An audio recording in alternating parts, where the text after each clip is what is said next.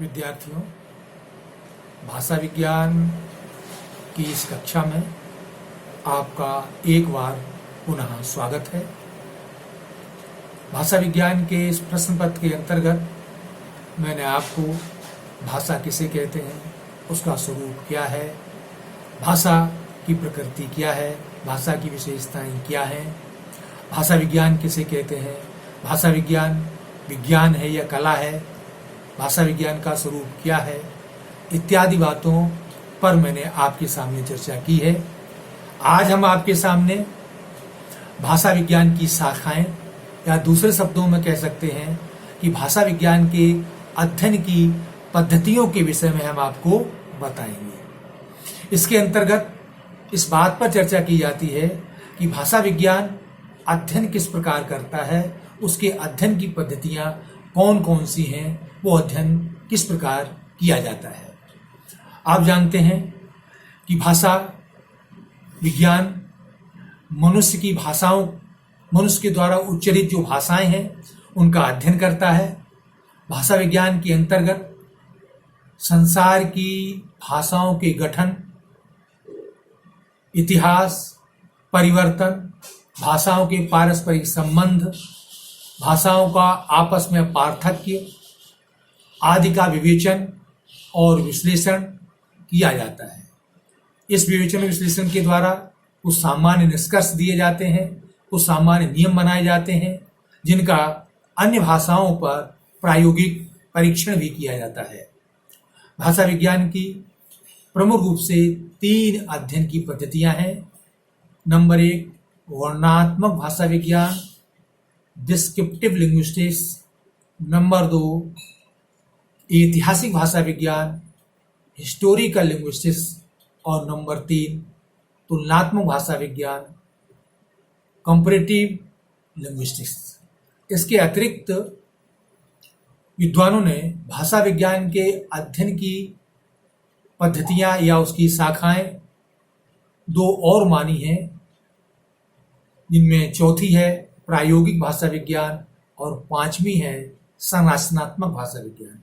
विद्यार्थियों, वैसे देखा जाए तो प्रमुख रूप से भाषा विज्ञान की शाखाएं या उनके अध्ययन की पद्धतियां 3 ही हैं, वर्णनात्मक, ऐतिहासिक और तुलनात्मक। अब हम इनका एक एक करके आपके सामने इनका विवेचन करेंगे।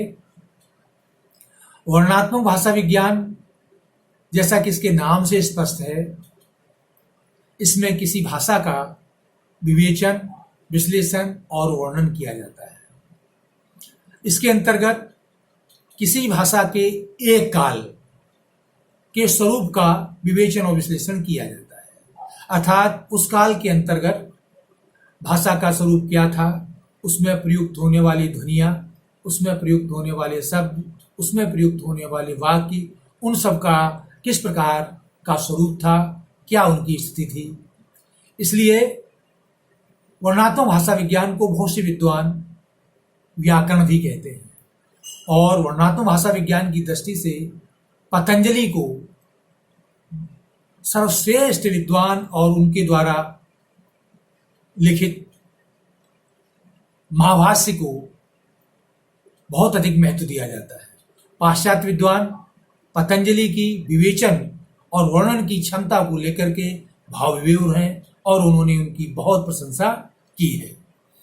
इस पद्धति में के अंतर्गत उस किसी एक विशेष काल की भाषा की ध्वनियों, पद रचना, वाक्य गठन इत्यादि का सम्यक विवेचन और विश्लेषण किया जाता है।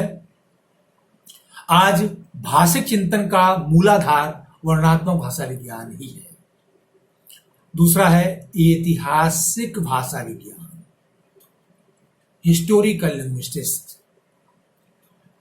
भाषा विज्ञान की दूसरे अध्ययन की पद्धति है ऐतिहासिक भाषा विज्ञान।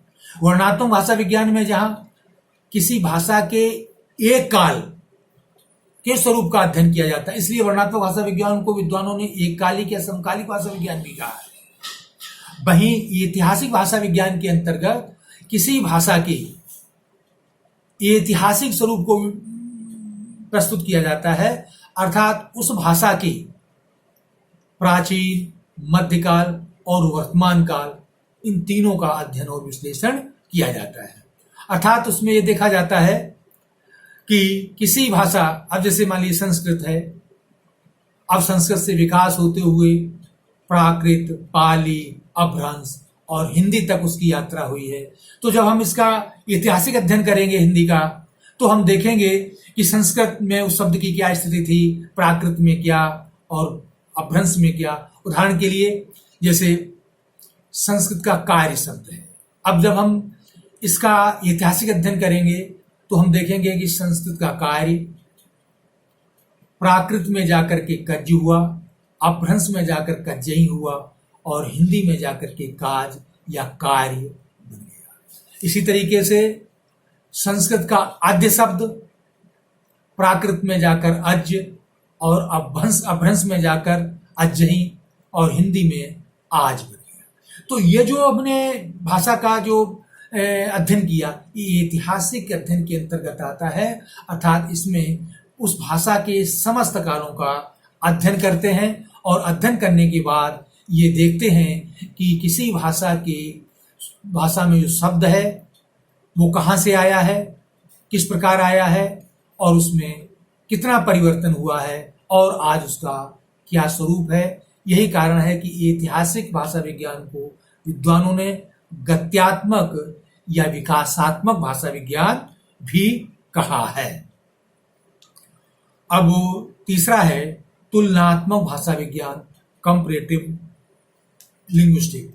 विद्यार्थियों, भाषा विज्ञान का प्रारंभ तुलनात्मक भाषा विज्ञान से ही हुआ।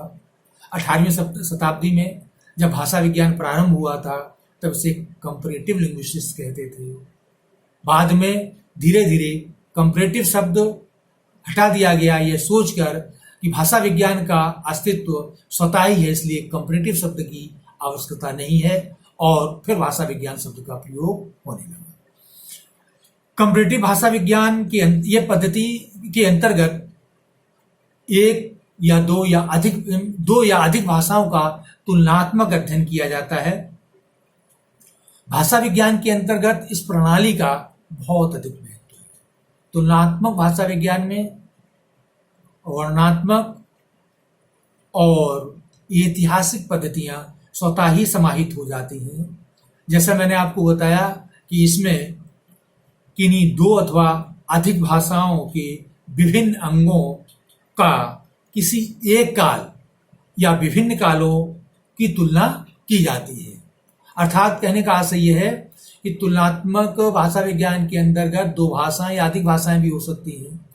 उनकी भाषा के विभिन्न अंग का तात्पर्य ध्वनि, रूप, पद, वाक्य, इनकी तुलना की जाती है। और तुलना करते समय ये देखा जाता है, हम जिन भाषाओं की तुलना करते हैं दो तीन, मान लीजिए उनके ये ध्वनि, रूप, पद और वाक्य, अगर उनमें समानताएं हैं तो ये पता कर लिया जाता है कि ये भाषाएं एक ही स्रोत की भाषाएं हैं या इनका स्रोत एक ही है। तुलनात्मक पद्धति को बहुत अधिक महत्व दिया जाता है और इससे भाषा परिवार, तुलनात्मक अध्ययन पद्धति के द्वारा भाषा परिवार की स्पष्टता एवं भाषा की सरसता, सरलता, विशेषताओं को स्पष्ट करने के लिए भी यह पद्धति कारगर सिद्ध होती है। अगला है, जैसा मैंने आपको बताया था, दो और पद्धतियां हैं जो गौण रूप से मानी जाती हैं, जिनमें एक है प्रायोगिक भाषा विज्ञान यानी प्रैक्टिकल लिंग्विस्टिक्स। इसके अंतर्गत किसी भाषा का की उच्चारण प्रक्रिया, यानी आप कह सकते हैं कि भाषा का प्रायोगिक पक्ष इसमें सिखाया जाता है कि भाषा का उच्चारण, भाषा के में ध्वनियां हैं, उनका उच्चारण किस प्रकार से करते हैं, उनके उच्चारण के स्थान कौन कौन से हैं, ठीक है, और सिखलाने की प्रक्रिया, अनुवाद करने की शैली, देसी या विदेशी भाषाओं को सिखाने की पद्धतियां, उच्चारण, भाषा सर्वेक्षण करने की पद्धति, अन्य व्यवहारिक बातों का विवेचन विश्लेषण प्रायोगिक भाषा विज्ञान के अंतर्गत किया जाता है।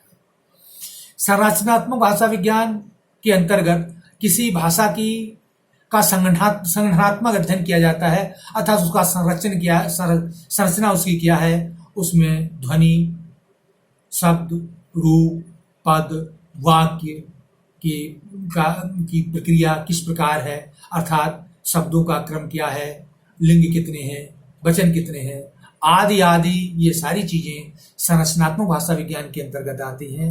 इसलिए बहुत से विद्वान यह कहते हैं कि वर्णनात्मक भाषा विज्ञान और संरचनात्मक भाषा विज्ञान में बहुत ज्यादा अंतर नहीं है, दोनों एक हैं। लेकिन आज चूंकि संरचनात्मक भाषा विज्ञान में बहुत अधिक अध्ययन हो चुका है, इसलिए ये संरचनात्मक भाषा विज्ञान एक अलग से अस्तित्व में आ चुकी है और इसका भी अध्ययन किया जाने लगा। तो विद्यार्थियों, इस प्रकार मैंने आपको यह बताया है कि भाषा विज्ञान के अध्ययन की पद्धतियां क्या हैं या भाषा विज्ञान की शाखाएं कितनी हैं। मैंने आपको यह स्पष्ट किया कि भाषा विज्ञान की शाखाएं, जिन्हें हम अध्ययन की पद्धतियां, प्रणालियां कहते हैं, वो प्रमुख रूप से तो 3 ही हैं: वर्णनात्मक भाषा विज्ञान, ऐतिहासिक भाषा विज्ञान और तुलनात्मक भाषा विज्ञान। परंतु कुछ विद्वान प्रायोगिक भाषा विज्ञान और संरचनात्मक भाषा विज्ञान को भी स्वीकार करते हैं। तो कुल मिलाकर के ये 5 शाखाएं या अध्ययन की पद्धतियां भाषा विज्ञान की हैं। मुझे विश्वास है कि आपको यह समझ में आ गया होगा। अब हम अगले कालांश में अगला कोई शीर्षक लेकर के, अगली कोई महत्वपूर्ण शीर्षक को लेकर के हम आपके सामने उपस्थित होंगे। तब तक के लिए हम आपसे विदा लेते हैं। बहुत बहुत धन्यवाद।